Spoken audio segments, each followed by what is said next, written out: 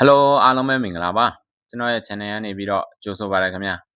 ဒီဗီဒီယိုမှာကတော့ဘန်လင်းနဲ့ United တို့ရဲ့ပွဲစဉ်ပွဲပြီးသုံးသက်ချက်အမြင်လေးကိုပြောသားမှာပါခင်ဗျာအားလုံးပဲမင်္ဂလာပါဒီနေ့မှာတော့ရန်ရင်နီးပြဖလက်ချားရဲ့ပွဲဥထက်ပွဲစဉ်ဖြစ်တဲ့ဘန်လင်းနဲ့ United တို့ရဲ့တူတူတည်ကြတဲ့ပွဲစဉ်ရဲ့ပွဲပြီးအခြေအနေနဲ့ကစားကွက်ပြောင်းလဲမှုအပေါ်ကစားသမားတွေရဲ့စမ်းဆောင်ရည်တွေကိုကြည့်လိုက်ကြရအောင်ဗျာအမိုရင်ကိုထုတ်ပယ်ပြီးတဲ့နောက်ဖလက်ချားကိုရန်ရင်နီးပြအဖြစ်ခန့်အပ်ပြီးကစားခဲ့တဲ့ပထမအဆုံးပွဲလည်းဖြစ်ပါတယ်။ဘန်လီကတော့ဇယားအောက်ဆုံးအနားမှာရပ်တည်နေတဲ့အသင်းတစ်သင်းဖြစ်ပေမဲ့အိမ်ကွင်းမှာကောင်းမွန်တဲ့ကစားပုံနဲ့ United ကိုအခက်တွေ့အောင်ကစားနိုင်ခဲ့ပါတယ်။ပွဲစားပိုင်းမှာပဲဘန်လီအသင်းဟာ United အသင်းကိုဥဆောင်ကိုသွင်းယူခဲ့ပါတယ်။ဒီကိုကြောင့်ပဲဖလက်ချာရဲ့ပွဲဥထွက်ဟာဖိအားတွေနဲ့စတင်ခဲ့ရပါတယ်။ဒါပေမဲ့ဒုတိယပိုင်းမှာတော့ United ကကစားပုံပြောင်းလဲလာပြီးလေဂျမင်ဆက်ကိုရဲ့အလွန်ကောင်းတဲ့ကံချက်နဲ့ပြန်လည်ခြေပနိုင်ခဲ့ပါတယ်။နောက်ထပ်မိနစ်အနည်းငယ်အတွင်းမှာပဲဥဆောင်ကိုလည်းဆက်ကိုကပဲသိမ်းယူနိုင်ခဲ့ပါတယ်။အဲ့ဒီအချိန်မှာပဲပွဲကိုထိန်းချုပ်နိုင်ပြီလို့ကျွန်တော်တို့ထင်ခဲ့ကြပါတယ်။ဒါပေမဲ့မန်ယူရဲ့ defensive player တွေရဲ့ပြက်ကွက်မှုကြောင့်ဘန်လီကပြန်လည်ခြေပကိုသိမ်းယူနိုင်ခဲ့ပါတယ်။ပွဲပြီးမှာတူဆိုတဲ့ရလဒ်နဲ့ပြီးဆုံးသွားခဲ့ပါတယ်။ဒီပွဲစဉ်ရဲ့ United ကစားသမားတွေရဲ့စမ်းဆောင်ရည်ကတော့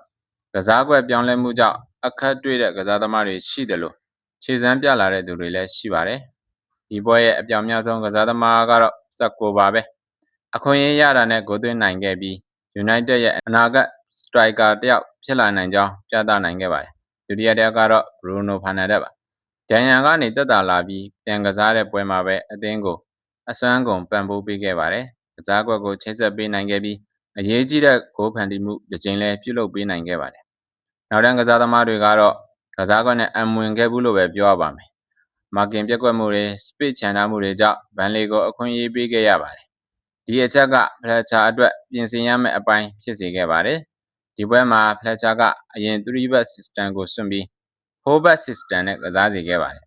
တိုက်စစ်ပိုင်းမှာတော့ဘောလုံးကိုမြန်ပေးဖို့ပြီးဂိုးသွင်းနိုင်အောင်လုပ်ခဲ့တာလေးလည်းတွေ့ရပါတယ်